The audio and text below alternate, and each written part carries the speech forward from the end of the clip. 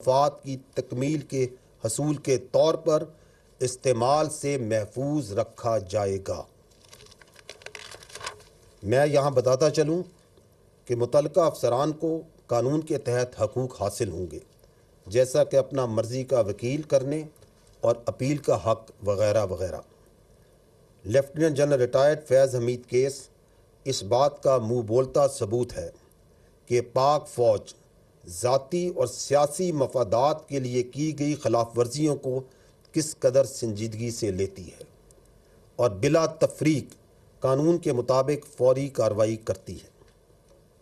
ہم یہ امید کرتے ہیں کہ اس طرح کی بلا تفریق خود احتسابی باقی اداروں کو بھی ترغیب دیتی ہے کہ اگر ذاتی یا سیاسی مقاصد کے لیے کوئی بھی اپنے منصب کو استعمال کرتا ہے تو اس کو وہ بھی جواب دہ کریں گے۔ ریاستی اداروں پر عوامی اعتماد ہی ان کا بہترین سرمایہ ہے۔ خواتین و حضرات، آخر میں یہ کہوں گا کہ مسلح افواج اپنے پیشہ ورانہ فرائض سے بخوبی آگاہ ہیں اور قومی سلامتی پر کسی قسم کا سمجھوتا نہیں کیا جائے گا۔ وقت کا تقاضا ہے کہ ہم سب انفرادی اور اجتماعی طور پر اپنا کردار ادا کر کے پاکستان کو مضبوط بنائیں تاکہ بحیثیت قوم ہم تمام درپیش چیلنجز کا بخوبی مقابلہ کر سکیں۔ یاد رکھیں کہ محفوظ پاکستان ہی مضبوط پاکستان کی ضمانت ہے۔ اب میری آپ سے گزارش ہے کہ اس کانفرنس میں بتائے جانے والے پوائنٹس کے اوپر ہی سوالات کیجیے گا۔ Thank you.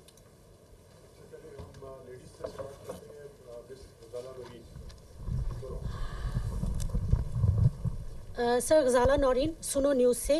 سر، آپ ہر پریس کانفرنس میں ذکر کرتے ہیں اور ہم جانتے ہیں کہ افواج پاکستان کی بہت قربانیاں ہیں، شہداء ہیں، ان کے اہل خانہ ہیں اور یقیناً ہم سب کے لیے بہت قابل احترام بھی ہیں۔ ابھی آپ نے ذکر کیا کہ روزانہ کی بنیاد پر 130 سے زائد IBOs ہو رہے ہیں، ایک بہت بڑا فگر ہے اور ہونا یہ چاہیے کہ اس کے بعد دہشت گردی کے واقعات میں کمی ہوتی، لیکن گراؤنڈ ریئلٹی اس کے برعکس نظر آ رہی ہے۔ ہم دیکھ رہے ہیں کہ دہشت گردی کے واقعات میں بھی اضافہ ہو رہا ہے روز بروز، اور ہم یہ بھی دیکھ رہے ہیں کہ شہداء کی تعداد میں بھی اضافہ ہو رہا ہے۔ تو کیا یہ آپریشنز مؤثر نہیں ہیں یا اس کی کیا وجہ ہو سکتی ہے؟ اگر اس حوالے سے آپ کچھ بتانا چاہیں، شکریہ۔ دیکھیں، یہ جو انسداد دہشت گردی کے خلاف جو پاکستان کی جنگ ہے، یہ ایک منظور شدہ اور ایک مربوط حکمت عملی کے تحت لڑی جا رہی ہے۔ مختلف سیاسی جماعتوں، سٹیک ہولڈرز اور تمام حکومتوں نے یہ جو حکمت عملی ہے اس کو مرتب کیا۔ یہ national action plan, revise national action plan اور اب عزم استحکام کے نام سے ایک ڈاکومنٹڈ شکل میں بھی موجود ہے۔ اس کے اندر جو کائنیٹک ایکشنز ہیں، جو فوج پاکستان کے اور قانون نافذ کرنے والے اداروں کے کام ہیں، وہ بھی ایک مربوط حکمت عملی کے تحت کیے جاتے ہیں، اور وہ اس کے 4 فیزز ہیں: clear, hold, build and transfer. تو آپ کا جو سوال ہے کہ یہ کیوں دہشت گردی بڑھ رہی ہے، تو we'll have to then understand that what is going on. تو یہ جو افواج پاکستان کا اور قانون نافذ کرنے والوں نے 4 مرحلوں میں کام کرنا ہے، جو ایک مربوط حکمت عملی طے شدہ، اس پہ تمام سٹیک ہولڈرز کا ایگریمنٹ ہے، کلیئر، ہولڈ، بلڈ، ٹرانسفر۔ اس میں جو فوج کا کام ہے وہ ہے دہشت گردی سے علاقوں کو کلیئر کرنا اور ان کو عارضی طور پر ہولڈ کرنا، تاکہ وہاں پہ جو باقی سٹیک ہولڈرز ہیں، جو انتظامیہ ہے، وہ وہاں پہ اس کے لیے ایک سازگار ماحول پرووائڈ کیا جائے جس میں آ کے وہ سماجی اور معاشی منصوبے لگائے اور پھر اس علاقے کو کلی طور پہ ٹیک اوور کرے۔ اس میں جو فوج ہے اور قانون نافذ کرنے والے ادارے ہیں، انٹیلیجنس ایجنسیز ہیں، انہوں نے یہ 2 دہائیوں سے زیادہ جو دہشت گردی کی جنگ لڑ رہی ہے، اس میں 46,000 مربع کلومیٹر سے زیادہ علاقہ ہے جس کو دہشت گردوں سے کلیئر کروا چکی ہے۔ 46,000 کلومیٹر سے زیادہ مربع کلومیٹر زیادہ علاقہ ہے اس کو کلیئر کرا چکی. And that is why we always say that there is no go area in Pakistan. یہاں کوئی ایسا علاقہ نہیں جہاں پہ عملاً دہشت گردوں کی اجارہ داری ہو. تو جو کلیئر اور ہولڈ کے فیزز ہیں وہ تو مکمل ہو چکے. اور یہ جو آپ آپریشن ذکر کرتی ہیں 130 یہ انٹیلیجنس بیسڈ چھوٹے بڑے آپریشن جو تمام قانون نافذ کرنے والے ادارے میں پولیس بھی شامل ہیں اور اس کے اندر انٹیلیجنس ایجنسی بھی شامل ہیں, یہ کیے جاتے ہیں اسی کو مزید تقویت اور دوام دینے کے لیے. اب یہ جو بلڈ اور ٹرانسفر کا کام ہے اس پہ تمام سٹیک ہولڈرز کا یہ بھی ایگریمنٹ ہے کہ اس کو مکمل ہونے کی ضرورت ہے. اور اس میں جو لیڈ ہے that is with the local government and the provincial governments, کیونکہ اس میں آ کے انہوں نے وہاں پہ صحت کے, تعلیم کے, روزگار کے, سوشل اکنامک پروجیکٹس لانے ہیں تاکہ عوام کو جو سا ہے ایک روزمرہ کی زندگی میں مصروف کیا جائے. اس میں بھی میں اپنی پچھلی پریس کانفرنس میں بھی شاید میں نے ذکر کیا تھا کہ جو پاکستان فوج ہے وہ بڑھ چڑھ کر اس میں لوکل گورنمنٹس کی, پروونشل کی, نیشنل لیول پہ اس کی اعانت کرتی ہے. اور ملٹیپل پروجیکٹس جو سے ہیں تعلیم کے, صحت کے, روزگار کے, انفراسٹرکچر کے, وہاں پہ ان علاقوں میں کے پی کے اور بلوچستان میں پاک فوج کی جو یونٹس ہیں, فارمیشنز ہیں, وہ کرتی ہیں.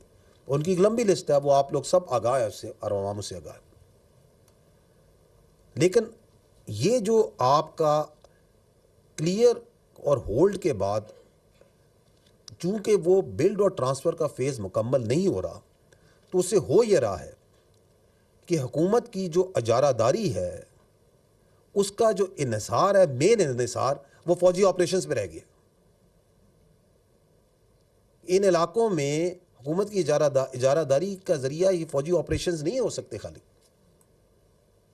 اور اس کی وجہ سے دوسرا یہ ہو رہا ہے کہ کئی علاقے ایسے ہیں جن کو ہم بار بار کلیئر کر رہے ہیں, حوالے کرتے ہیں انتظامیہ کے, دوبارہ جو سا چونکہ بلڈ اور ٹرانسفر فیز نہیں ہوتا, دوبارہ کلیئر کرنے پڑتے.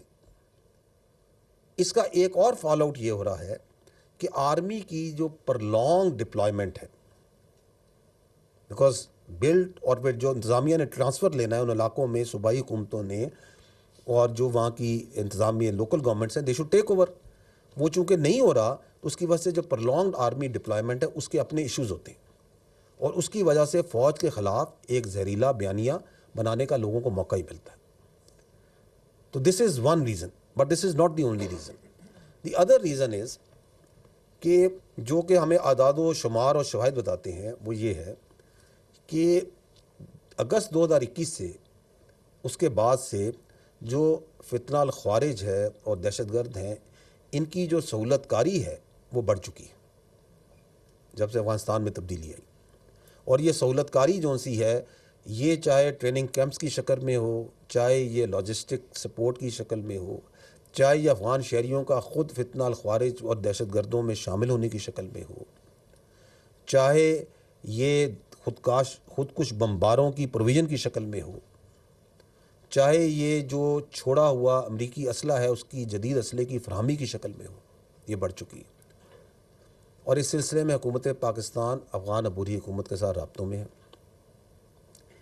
یہ اس برادر, یہ ہمارا پڑوسی اسلامی ملک ہے افغانستان, اور پاکستان نے ہمیشہ اس کا بڑھ چڑھ کے ساتھ دیا, اسپیشلی جب بھی وہاں پہ کوئی مشکلات آئی. اور ہم یہ چاہتے ہیں کہ وہ اس برادر پڑوسی اسلامی ملک کو جس نے ہمیشہ اس کا ساتھ دیا ہے, اس کے اوپر خارجین کو قطعاً فوقیت نہ دے.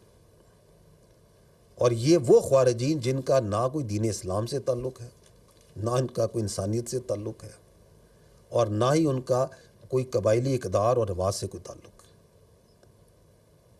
حکومت پاکستان اور افغانستان کے درمیان بہت سی چیزوں میں رابطے ہیں, اچھے تعلقات ہیں, بہت سے معاملات پہ بات چیت چلتی ہے.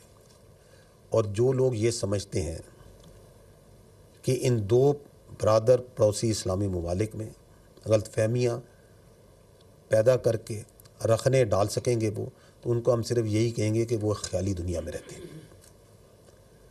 تیسری جو ایک وجہ ہے, یہ جو بڑھتی دہشت گردی کی آپ نے بات کی, وہ میں بار بار اس فورم سے کہہ بھی چکا ہوں کہ جو فوج ہوتی ہے وہ دہشت گرد سے لڑتی ہے، قوم دہشت گردی سے لڑتی ہے. اسی لیے حکومت نے یہ جو ریوائز نیشنل ایکشن پلان کی ایک نئی شکل جو حکمت عملی کی عزم استحکام کے نام سے تمام سٹیک ہولڈر کے ساتھ بیٹھ کے پیش کی. اس کا مقصد کیا ہے؟